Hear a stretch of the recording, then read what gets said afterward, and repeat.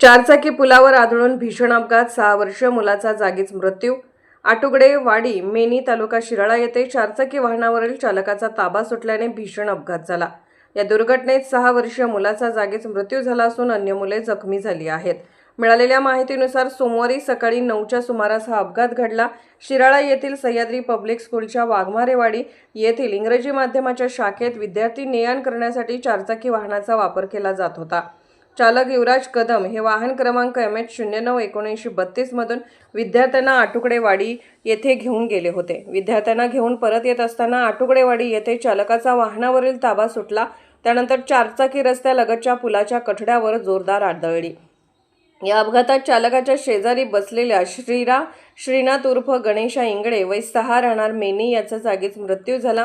अन्य मुले जखमी झाली असून त्यांना तातडीने कोकरूड, शिराळा आणि कराड येथील विविध रुग्णालयात उपचारासाठी दाखल करण्यात आले आहे.